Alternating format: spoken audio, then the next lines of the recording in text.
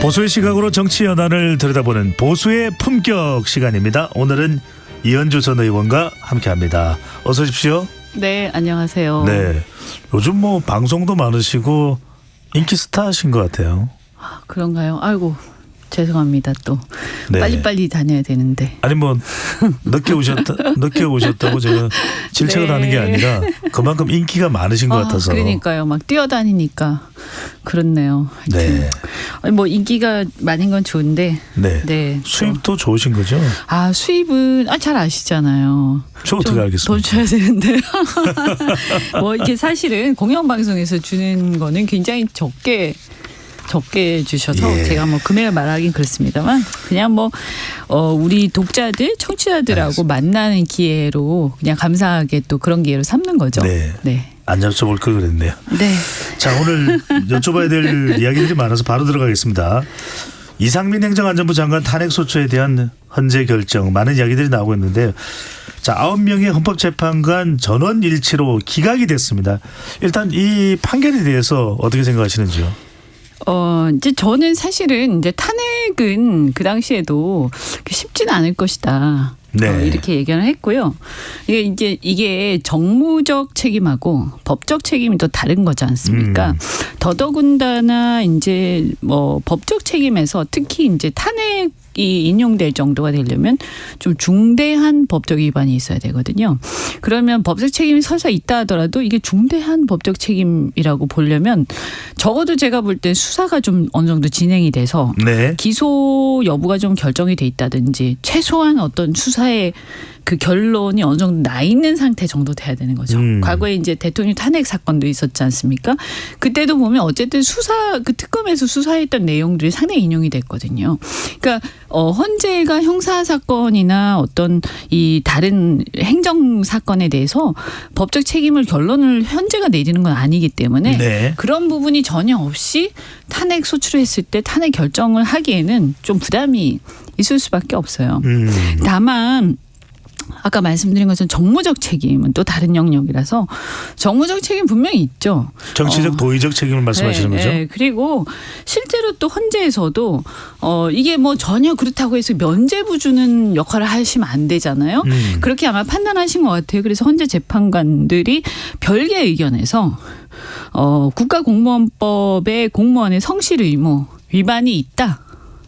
라고 얘기를 했어요. 네. 얘기를 했고 그다음에 또 그 발언 몇 가지 있었잖아요. 뭐 이렇게 뭐 소방 인력 미리 막 배치한다고 해서 인력을 미리 배치한다고 그렇죠. 그 사고를 피할 수 있는 건 아니었다. 이태원 참사가 일어났을 때 이상민 장관이 했었던 관련된 발언에 대해서도 헌법재판소의 재판관들은 또 이야기를 하기도 했습니다. 그렇죠. 그래서 그 발언도 적절치 않았고 책임을 회피하는 걸로 보일 수 있다. 이렇게 하면서 지적을 했어요. 그러니까 뭐 무슨 얘기냐면 아까 말씀드린 국가공무원법의 성실의무 위반도 있고 다 네. 있지만 그러니까 법 위반이 아예 없다 이런 건 아닌 것 같고요. 헌재가 보는 관점은 그런데 이걸 중대한 법의 위반으로 헌재가 결론을 스스로 내려서 수사 결과도 안 나는데 네.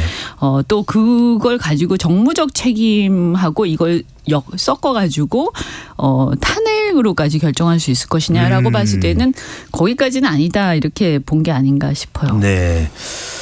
미흡은 하나 하지만 탄핵을 할 정도의 사안은 아니다. 이렇게 이제 탄핵을 결정할 정도로 또 그거에 대한 수사나 어떤 결과도 없었고요. 네네. 네, 그런 상태에서 사실은 민주당에서도 아마 알고 근데 탄핵 소추하지 않았을까 싶어요. 일종의 정치적 공세로서 한 거죠. 제가 네. 봤을 때는. 그래도 혹시나 하고 했겠지만 제가 볼 때는 대개 이제 이런 경우에는 사실은 개별 장관에 대한 탄핵은 정말 명확하게 어떤 아주 확실하고 중차대한 가실사유가 헌법적으로 명확할 때 명확한 법적 책임. 그래서 야 누가 보더라도 이 경우에는 그 형사처벌이 분명히 된다. 이 정도가 돼야 그리고 이제 수사 결과도 어느 정도 나와 있고 이렇게 돼야 탄핵을 인용을 하지 않겠어요? 네. 일각에서는 또 우리 이현주 의원도 법조인 출신이시니까요. 네네네. 일각에서는 헌법재판소가 매뉴얼과 이런 관련된 내용들을 좀 협소하게 따졌다. 협소하게 봐서 이상민 장관이 빠져나갈 구멍을 만들었다 이런 비판이 나오는데 뭐 그렇다고 봐야 될까요? 아니면은 이런저런 걸 다 따져보더라도 탄핵까지 갈 사안은 아니었다 이렇게 봐야 될까요? 요 부분은 이제 좀 그렇게 문제 제기하는 게 저는 이제 일리는 있다 어느 정도. 예. 왜냐하면 아까 말씀드린 것처럼 이 부분에 대해서 지금 헌재가 이것을 결론 내릴 사안은 아니잖아요. 왜냐하면 아직 수사도 안 끝났고 여러 가지 다른 법적인 전제 조건으로서 예를 들면 이게 매뉴얼 위반이 있냐, 그다음 여기에서 주체자는 어떻게 되는 거냐 이런 것들에 대해서 하위 이제 재판에서 결정을 해야 되는 거죠. 근데 그게 아직 안 됐는데 이것을 이제 어차피 기각을 하면서 헌재가 이 부분에 대해서 마치 책임이 없는 것처럼 이제 설시를 하고 있잖아요. 네. 그러다 보니까 이 부분 때문에 이제 나중에 다른 형사 재판이든 뭐든 갈 때 다른 사람들도 이 설시에 전제된 사실들, 판단들 설시에 이런 거. 전제됐다는 건 무슨 말입니까? 그러니까 그 보면 뭐라고 하냐면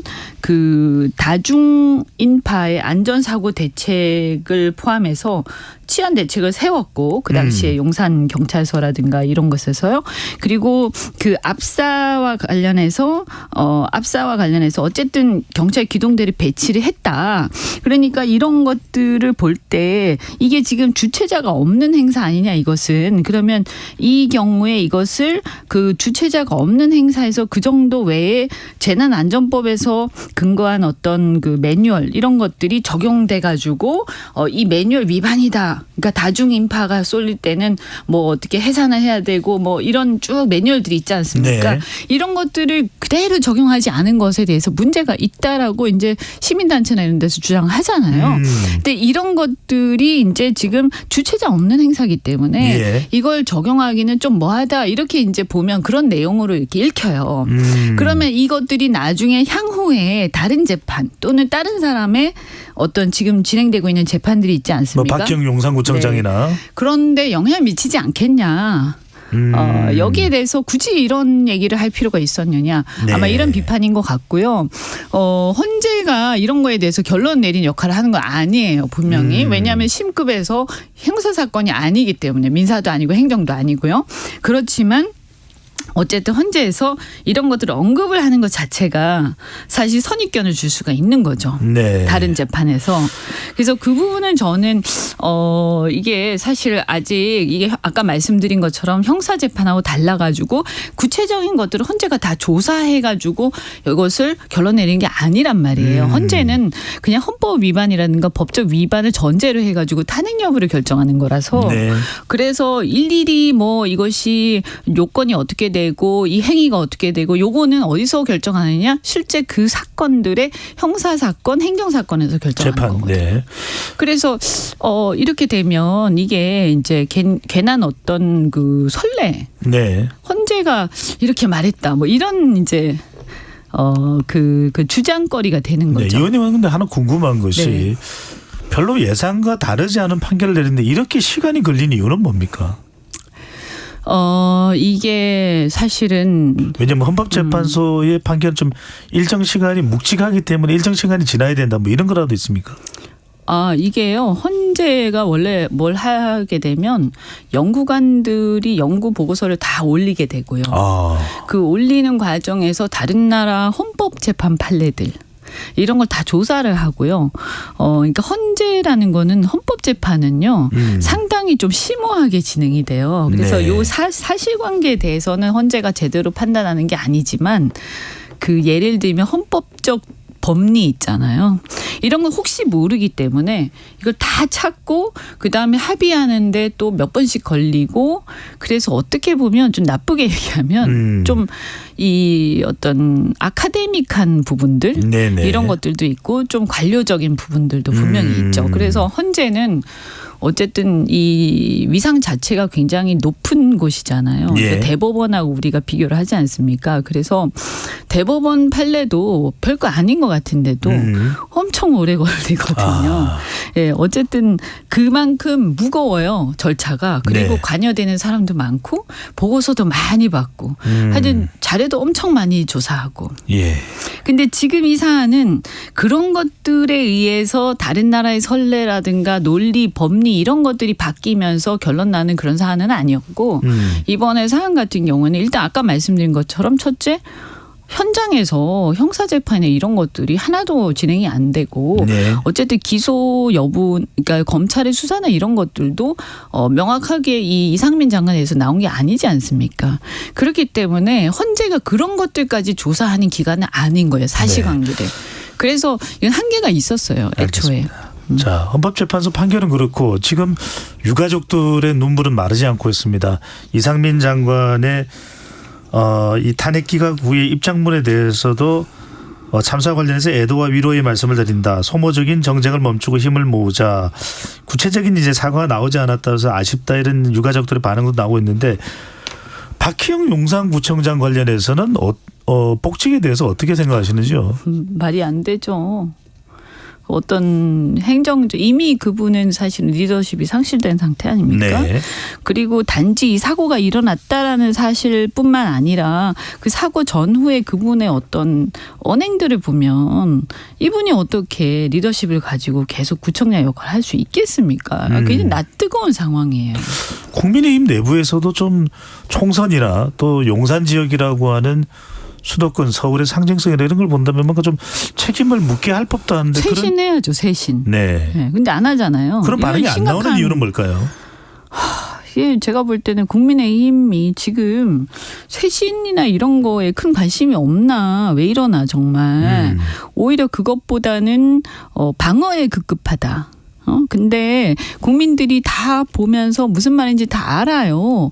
그래서 이걸 억지로 방어를 해서 그 순간순간의 싸움에서 이기는 것처럼 보인다고 해서 이기는 게 아닙니다. 그래서 항상 제가 말씀드리는 게 야당을 상대로 싸우는 게 아니다. 사실은 국민을 상대로 하는 것이다. 그래서 국민을 상대로 지금 싸우고 있는 뜻이 보이는데 이런 짓을 하지 마라. 지금 같은 경우에는 이 용산 참사의 희생자 유가족들과 그것에 문제 제기하는 국민을 상대로 싸우는 것처럼 보이지 않습니까? 그죠? 네. 그리고 저는 이 헌재 판결이 비록 기각이지만 한 가지 말씀드리고 싶은 게 아까 말씀드린 것처럼 국가공무원법상 성실 의무 위반이라든가 발언의 문제들에 대해서 또 시간을 할애를 해서 헌재에서 길게 또 얘기를 했어요. 설시를 하고 판단을 했단 말이에요. 그러면 왜 기각하면서 굳이 그 얘기를 했어야 되냐. 별개의 의견으로 굳이 표시한 이유가 뭐겠습니까? 그 부분을 꼭 좀 지적을 하고 싶었다 이렇게 봐야 되겠네요. 저는 이게 비록 중대한 법적 위반으로 수사 결과나 이런 게 나와서 그걸 전제로 헌재가 그걸 가지고 탄핵까지 결정하기에는 여러 가지 너무 전제가 부족하고 그렇게까지 하기에는 조금 미진하다. 응? 상황도 그렇고 더군다나 그 헌재가 결정할 수 있는 형사 사건에 대한 어떤 결과도 안 나왔기 때문에 그걸 인용할 수도 없는 거 아니에요?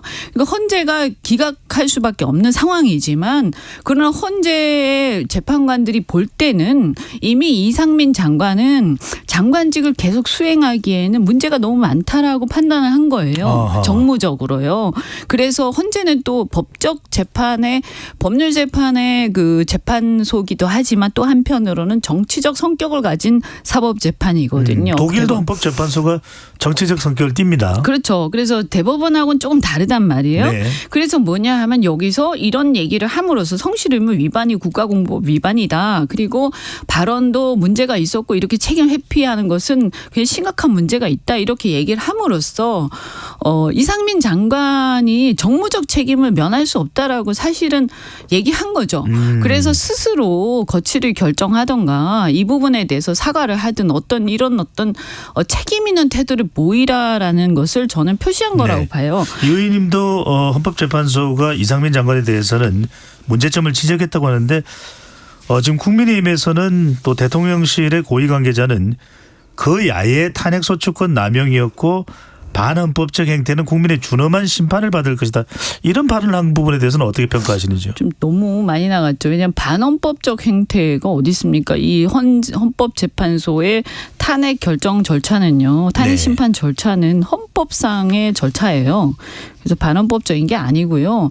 야당이 헌법상의 어떤 권리를 가지고 야당으로서 견제 역할을 충실하는 것이 여당 입장에서는 불편할 수는 있지만 전체 헌법의 어떤 역할로 본다면 그것은 지극히 당연한 것이기 때문에 그것을 문제 삼을 게 아니라 겸허하게 받아들이셔야 돼요. 그리고 여기에서 국민의힘이 해야 할 말은 어쨌든 다행이긴 하지만 네. 그럼에도 불구하고 이렇게 성실의무 위반이라든가 발언에 대해서 문제가 지적된 부분들, 공무원법 위반이 인정된 부분들 여기에 대해서는 우리가 겸손하게 이것을 받아들이고 이것에 대해서 뭐 사과한다든가 뭔가 조치를 취하겠다라든가 이런 게 나와야 되는 거죠. 어떻게 남에 대해서 상대에 대해서만 계속 문제 제기를 하고 네. 어쨌든 이게 수십 명이 희생된 사건인데 아무리 민주당이 하는 행태가 불편하다고 해서 여당이 이렇게 교만한 태도를 보일 수가 있습니까? 저는 이것은 만약에 가족이나 그 당시 상황으로 돌아가서 한번 생각을 해보세요. 있을 수 있는 태도가 아니에요. 알겠습니다.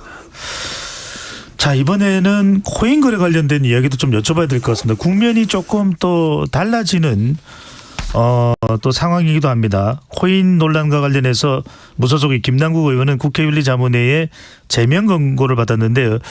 거래한 여야 의원들을 발표하면서 주목받는 인물이 통일부 장관을 역임했던 권영세 전 장관, 권영세 의원입니다. 이건 어떻게 봐야 될까요? 그러니까요. 이거 저도 뭐 사실관계 잘 모르니까 정확하게 네. 그죠?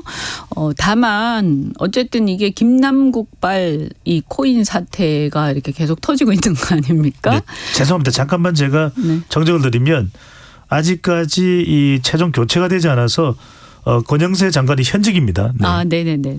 그래서 저는 지금 이제 여야가 서로 간에 이제 자초한 상황이잖아요. 이런 사태들은요. 네.